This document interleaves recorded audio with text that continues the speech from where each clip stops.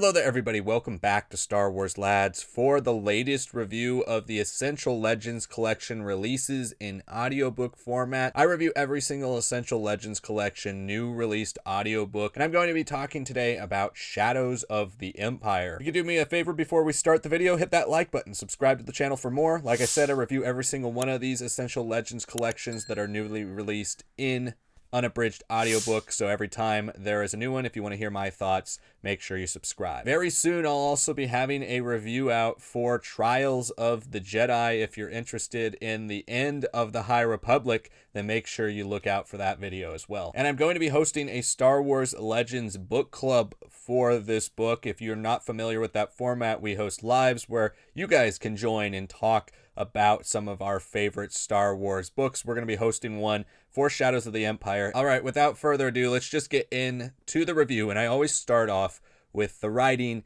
and the plot, the way this story flows, the way it is written, and of course, within this section, since we're specifically talking about the audiobook, we're going to talk about the production value behind this new audiobook, the narration, and all of that. So let's start out with the audiobook. Mark Thompson is arguably, if not the best, kind of tied for the best with Jonathan Davis as the best Star Wars narrators, and he's excellent here again. He delivers all of the classic Mark Thompson voices. If you've listened to a lot of Star Wars audiobooks, he has voices that he does for pretty much all the main characters: Luke, Leia, Lando, Han, Vader, Palpatine, and he's pretty spot on with most of them. So his narration is interesting and compelling, and if you're somebody who's a fan of Star Wars audiobooks, this will feel right at home with the rest of the unabridged audiobooks that are narrated by Mark Thompson. As always with these Penguin Random House productions, the sound effects, everything like that, absolutely outstanding. The music, the effects, the blaster noises, the lightsaber noises, droid noises, the Wookiee noises, all of that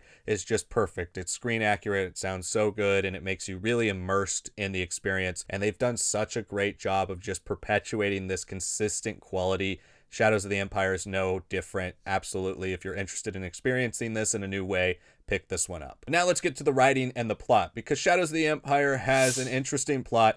As many of you know, this was one of the most widely publicized Star Wars things just in general. The first big multimedia initiative since the original trilogies came out. There was so much hype around this. There was a book, there were comic books, there was video game. Nearly every facet of media had something from Shadows of the Empire, but the book was the main piece. The book was the centerpiece of the initiative, and it told the stories of our main characters. The book was about Luke, Lando, Leia, Chewbacca. As in their attempts to get Han Solo back from Boba Fett, they uncover a plot by Prince Xizor to assassinate Luke Skywalker, and now they must change gears and figure out a way to save Luke. This book is written by Steve Perry, no, not the lead singer of Journey, but the author, and he does a pretty good job writing this book. It has been a long time since I've read or listened to this book, because this was one of those essential early ones you hear about when you first get into the EU. So I read this a long time ago, and so it's been a while since I've revisited the actual story itself, the way it's written. And I found the beginning has a nice hook. It gets you into the story, but it is that middle act for me that kind of wanes. It does have a big lull. We'll talk about the characters in a little bit, but there are a couple distinct perspectives in this book. You either have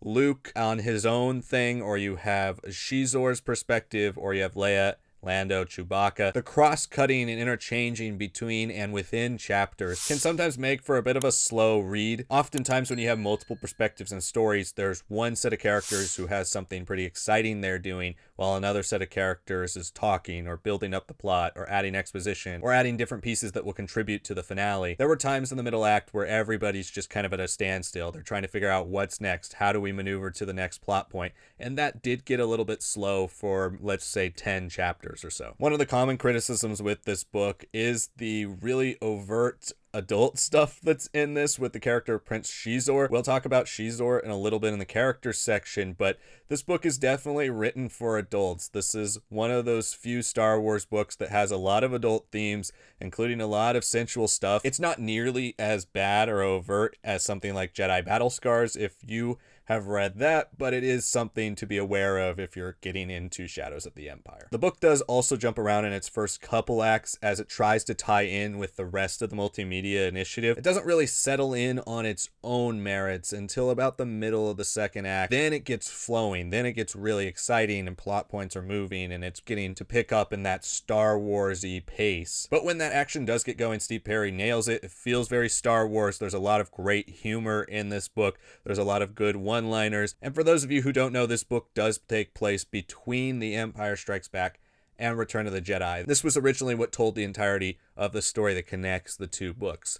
The attempt to reclaim Han Solo from Boba Fett. Seeing Luke grow up and graduate into the Jedi Knight that you see at the beginning in Jabba's palace, including the book ending basically right there in front of episode 6. So this book has a lot of things to juggle. Not only does it juggle the multimedia initiative, but also juggles the fact that they've got to take each character and progress them to who they are in Return of the Jedi, as well as anything that they have or do at the beginning of Return of the Jedi. They've got to have gotten that thing or built that thing that they now use in Return of the Jedi. So there are a lot of plot points that are dedicated to, okay, how do we build this exposition to the point where it connects directly to Return of the Jedi? Sometimes those things are cool. Sometimes those things drag a bit. All right, now let's talk about the characters. And like I said at the beginning, you have the two new characters from this initiative in Prince Xizor and Dash Rendar, who are the main characters of kind of the faces of the Shadows of the Empire initiative. But of course,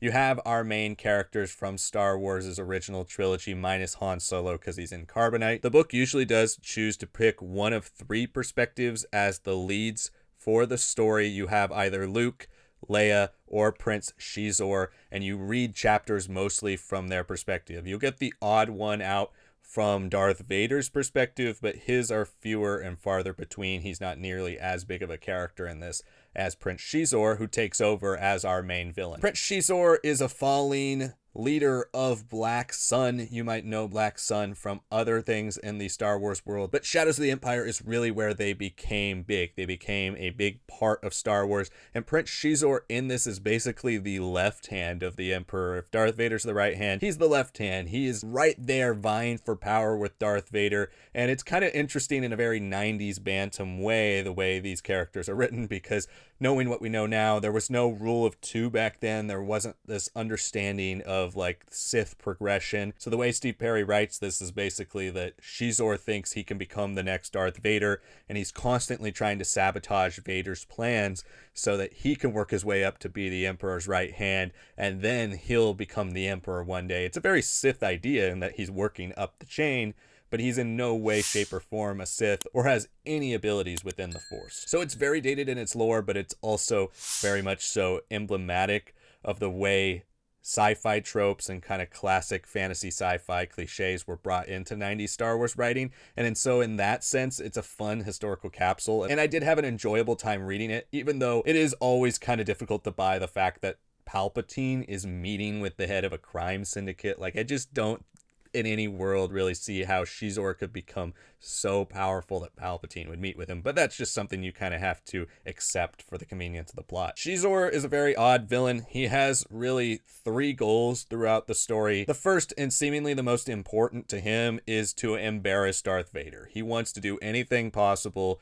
to just make Vader look like a buffoon in front of the Emperor so that he can work his way up and become the next right hand of Palpatine. And in doing so, his second goal becomes the assassination of Luke Skywalker, because Vader is trying to capture Luke for the Empire. Xizor wants him dead so that Vader can no longer capture Luke for the Empire. So it leads to a game of cat and mouse where both sides are attempting to use their power and use their influence to get their pawns to go after Luke. So it creates a nice game of cat and mouse with Luke Skywalker being the one that everybody's chasing. And that stuff is also pretty interesting throughout the story. You see Luke really grow into his own as he's constantly put up in these trials. And Steve Perry does a nice job of using Luke's skill sets. You see him really take charge and be rogue leader, which you don't get in the X-Wing books because Luke has stepped away from the Alliance to become a Jedi. So it's nice to see him get his time to shine as a star pilot, but then also you get some great moments with him as a Jedi as he starts to come into his own and become the Luke Skywalker you see at Jabba's palace. Xizor's third main goal is the one that's the weirdest to me, and it's the one that feels kind of the least necessary for this plot, and that's that he wants to sleep with Princess Leia because he excretes these pheromones that cause women to fall for him. It's just a natural part of his chemistry, and he's never found somebody who he believes is a worthy enough partner for him. So his goal for a lot of this is using the ploy of Luke to get Leia to come to him so that he can try to find a way to sleep with her. And that stuff just feels really dated. It just becomes a little bit too adult, a little bit too sensual for Star Wars. And although I'm okay with relationships obviously in Star Wars and the different asides that characters might have, it does become a big plot point of this book, and I would have preferred if Xizor was a little bit more intimidating and less of this kind of creep. But Leia does have pretty good agency in this. You see her really take command, not just of the Alliance forces, but she becomes really independent. She grows a little bit more into the leader you see throughout the series, rather than the princess with some spunk, rather than a person who's a figurehead. Now she actually has some dominance and control, and you see a lot of different facets of her skill set as well as her kind of coming into her own a little bit with her force abilities. Not that she really realizes they're her force abilities, but she's able to use her brain and her powers of communication and persuasion to really solve problems throughout the story, and I found that pretty compelling for her character. Dash Rendar is the other big character from Shadows of the Empire who's in here, and he plays a significant role in that he's in most of the book, but he's never one of the lead POVs. He does go through a nice little arc for him, but he is not necessarily one of the POVs ever in this story. When it comes to the Emperor and Vader, most of their plot here is just set up for Return of the Jedi. I found it pretty compelling and interesting to see the way things that are in Return of the Jedi, like the Death Star 2 plans, or the way Palpatine maneuvers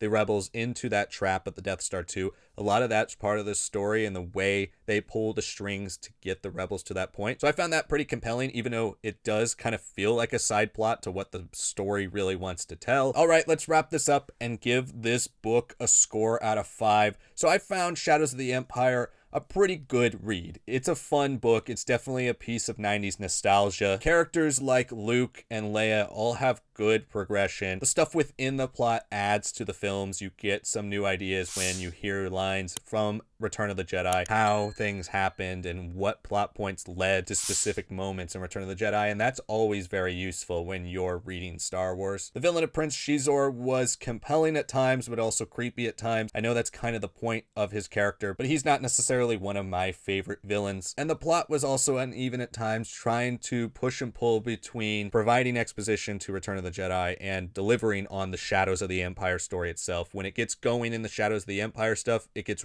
really interesting and exciting. When it's on the Return of the Jedi stuff, sometimes plot points just feel like they're kind of happening because they have to happen in order to get to Return of the Jedi. So a little bit messier into the first act, beginning of the second act and all. I still enjoyed this book, and I enjoy this book as a piece of 90s nostalgia. It's something I've read quite a few times in my life, and I would give this a 3.5 out of 5. And as for the audiobook, it's definitely a top tier audiobook. So if you want to experience this story in that format, you absolutely should. Thank you so much for watching this video. Make sure you leave a comment letting me know what you thought of Shadows of the Empire. The other unabridged audiobook that came out in this wave of Essential Legends collections is Rogue Planet, the book that ties in to the New Jedi Order starring Obi-Wan Kenobi and Anakin Skywalker. I will be getting to that one at some point, but it will be sidetracked in order to focus on Trials of the Jedi. Let me know if you want to see the Rogue Planet video in the comments below. Thank you so much for watching this video, and I will see you all next time.